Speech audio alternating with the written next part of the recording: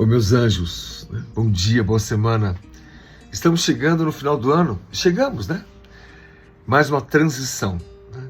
Estou usando essa palavra de propósito porque a espiritualidade chama de transição todo evento na história humana do mundo, né? Onde ocorreram mudanças mais significativas, né? Saindo de uma geração, né, de conhecimento, intelecto e moral, né, para uma outra mais avançada ou diferente.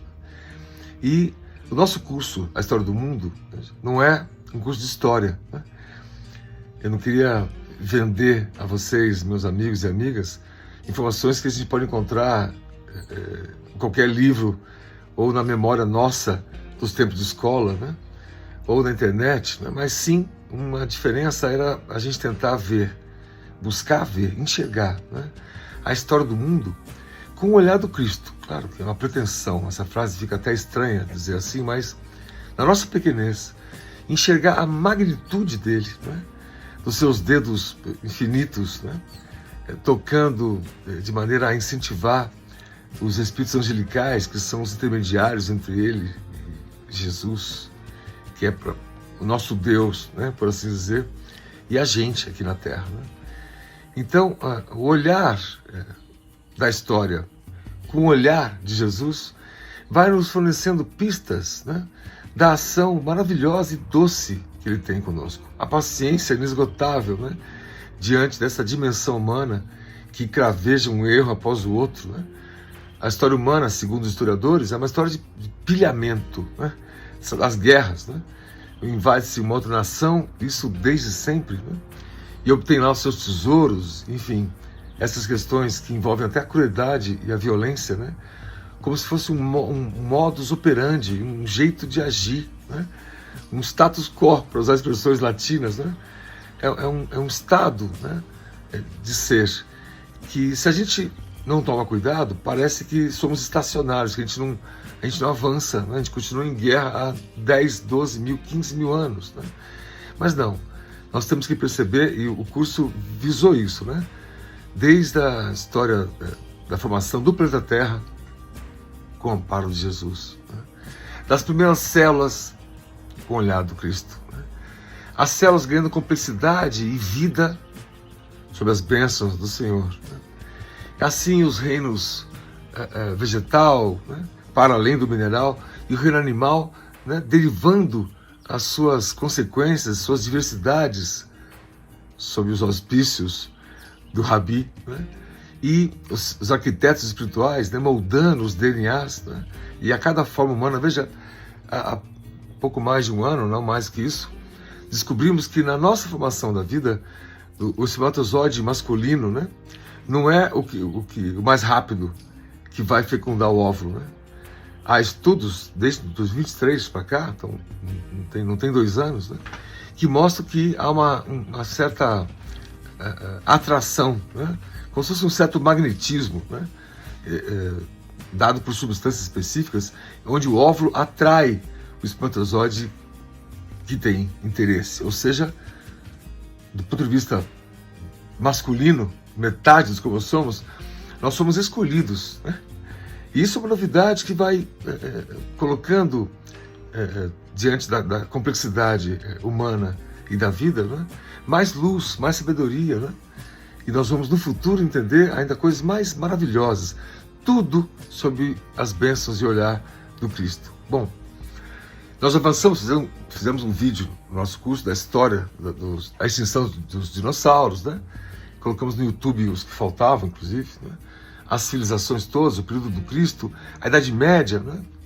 E falta um fazer, além de um retoque na Idade Média que eu quero fazer, né?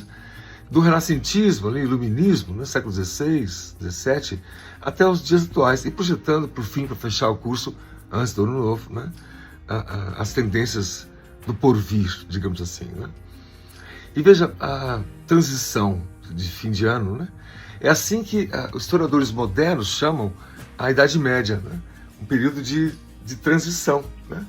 Não chamam mais de invasão bárbara que tomou Roma em 476 depois de Cristo, né?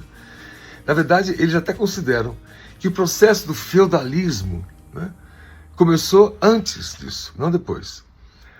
por séculos, as tribos bárbaras, assim chamadas, a palavra bárbaro, né, significa estrangeiro, né?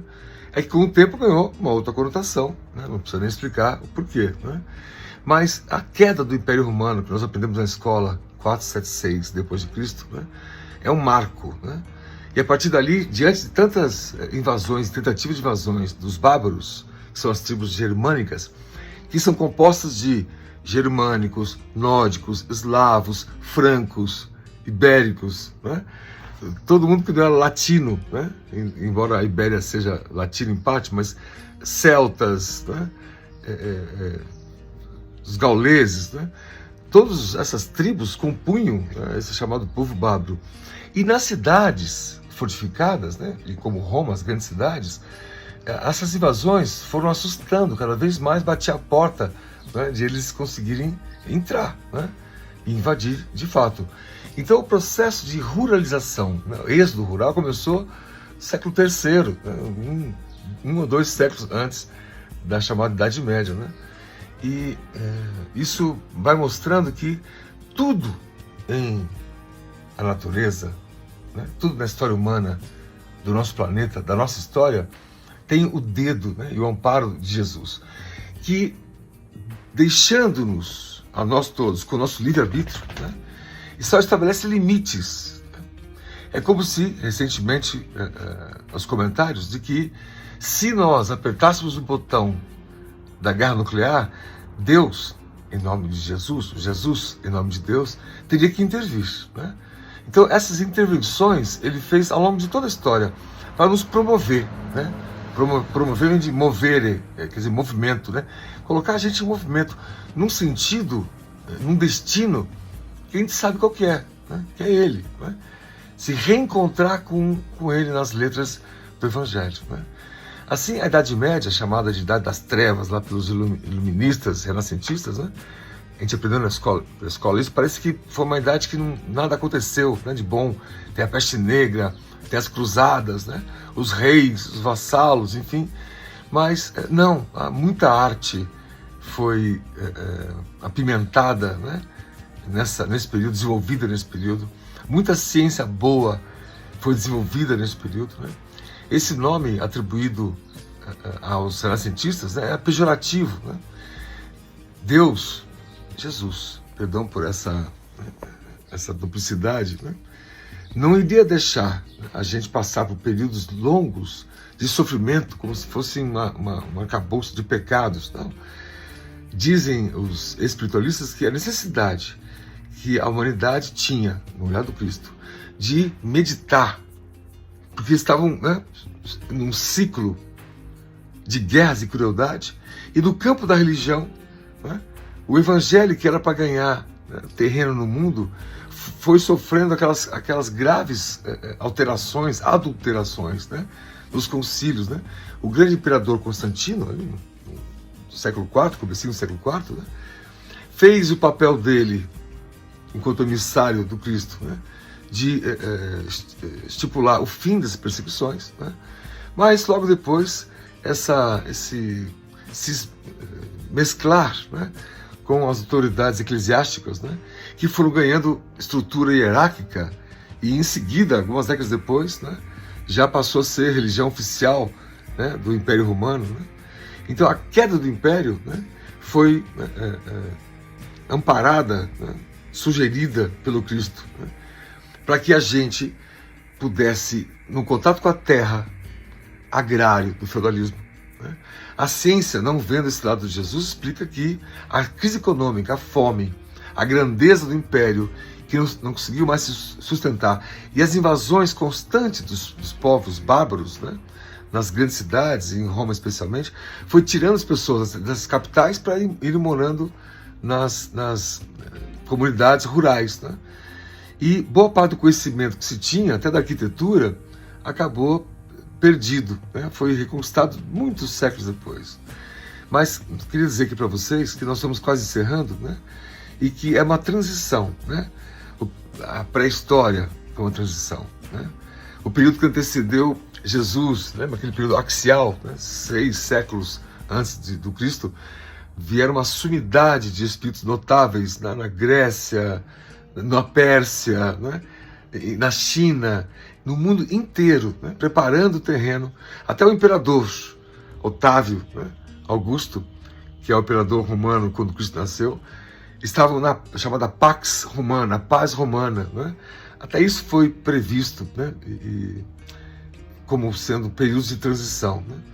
E os ajustes da Idade Média foram necessários para que a gente pudesse meditar, refletir, a gente enquanto civilização, né? E esses últimos 200, 300 anos, né? Com esse avanço impressionante da intelectualidade, né? Das filosofias, né? O avanço cognitivo, né? Das tecnologias, né? A gente ainda não consegue, diante de toda a explicação que nós temos, científica para quase tudo, né? Entender nas entrelinhas dos versos, nos versículos do Cristo, um modo de ser, um modo de estar, enquanto país, enquanto nação, né? Os países cristãos entre si, dentro deles, como o nosso Brasil, amplamente dividido, né? Quase que um modelo dual, né? Esse dia, num post de uma tela de Rembrandt, do artista, eles fizeram um 3D dessa tela. Nos comentários, nos posts, alguém fala assim: o pessoal da esquerda deve estar rindo. Assim, as pessoas com raiva da política e acabam impregnando o mundo inteiro com a raiva que ela tem dentro dela, né? Então, é necessário mais uma transição, né? Essa última etapa da transição, onde toda a ciência, toda a tecnologia, toda a inteligência que nós temos vai ser convertida,